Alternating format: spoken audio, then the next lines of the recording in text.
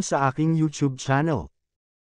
Sa isang silid-aralan, tahimik lang na nakaupo si Park, hindi pinapansin ang walang kwentang usapan ng kanyang mga kaklase. Biglang bumukas ang pinto, isang lalaki ang pumasok, mayabang ang ngiti. Binati siya ng lahat ng kanyang kaibigan. Isang babaeng estudyante ang nagtanong agad tungkol sa kanyang benta. Para sa mayabang na lalaki, halata na dapat yun. Ibinunyag niya.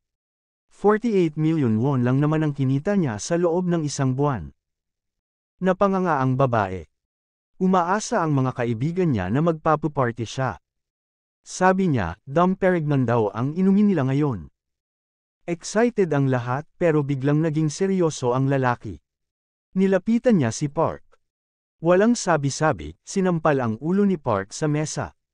Akala niya, malinaw na ang mensahe. Patuloy niyang inuntog si Park, sabay banta. Bumili ka sa susunod, kung ayaw mong masaktan. Tahimik lang si Park. Tinitiis ang lahat. May mga nanunood na nagsabing tumigil na siya, baka maparusahan siya.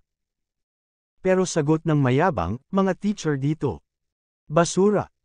Konting lagay lang, ayos na. Nakalimutan na niya ang konsekwensya, at patuloy niyang binugbog ang bida. Tiningnan siya ni Park ng malamig, pero hindi pa rin siya tinigilan ng lalaki.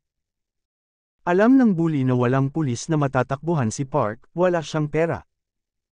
Tinutokso pa rin siya habang halatang naiinis na si Park.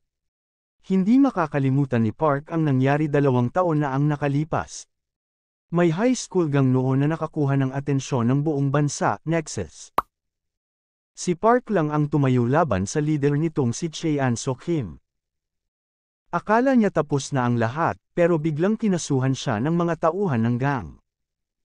Natalo siya sa kaso, kahit peke ang ebidensya. Nasakripisyo ng tatay niya ang gym para lang mabayaran ang settlement. Punong-puno ng guilt at frustration si Park. Nangako siya. Hindi na siya lalaban gamit ang kamao. Pinatawad siya ng tatay niya, pero lubos ang lungkot niya.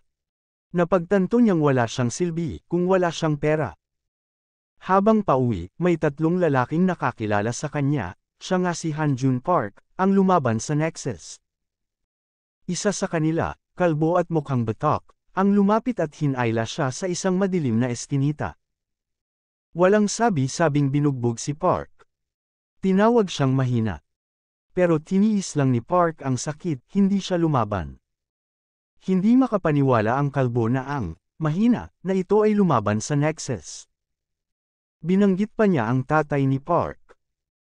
Hinawakan ni Park ang paa ng bully, at tiningnan siya ng malamig na titig, nakakatakot. Natigilan ang lalaki.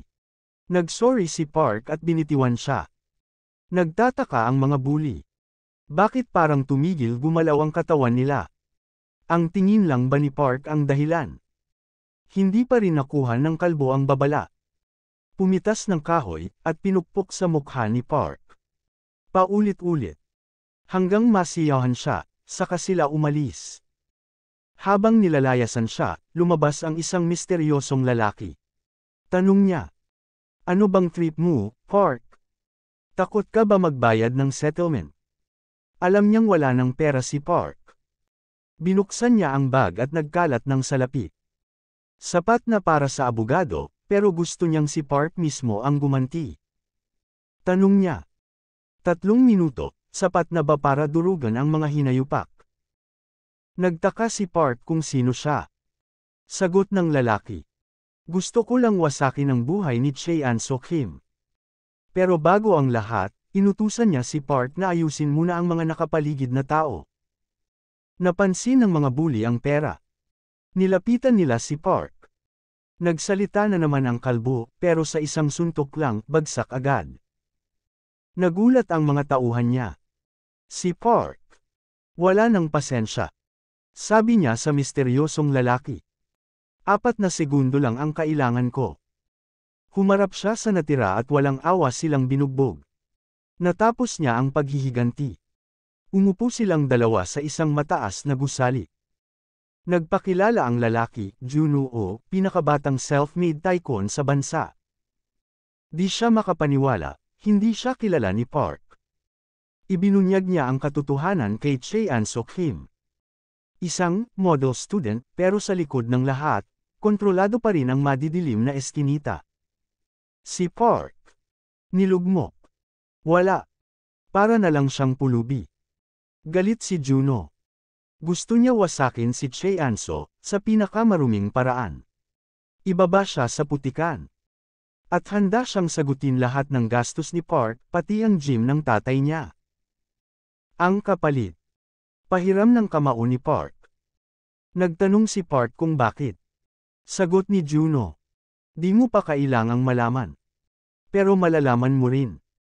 Kinabukasan, pumasok si Park sa klase na may bagong lakas. Hindi na siya natatakot dahil may pera na. Pagbukas niya ng pinto, narinig niya ang Nexus Small Fry na nananakot ulit. Pinipilit ang mga estudyante na bumili ng $300 worth ng produkto niya. Utos ni Juno. Linisin ang mga tirang tauhan ng Nexus. Nag-check ng orders ang bully, sabay bantang may parusa. Natatawa ang barkada niya, pero ang iba, takot. Nilapitan ni Park ang bully at tinanong. Pera nga ba talaga ang lahat? Inihanda niya ang kamao. Oo, sagot niya sa sarili, lahat ng gusto ng tao, galing sa pera. Boom! Isang suntok lang, bagsak si Mogul. Gulat na gulat ang klase. Napagtanto ni Park. Ang pera, ay status. Si Mogul. Dati walang kinatatakutan. Pero nung nakita niyang lumaban si Park, alam niyang wala siyang laban. Parang hayop si Park nung lumaban dati. Pero natalo siya sa kaso ni Chean-so. Doon nalaman ni Mogul, pera ang tunay na kapangyarihan. Nagsimula siya ng online store, pinilit ang classmates bumili. Umasenso. Si Park. Wala na. Pero ngayon, siya naman ang ginulpi ni Park. Walang kalaban-laban. Sa harap ng buong klase.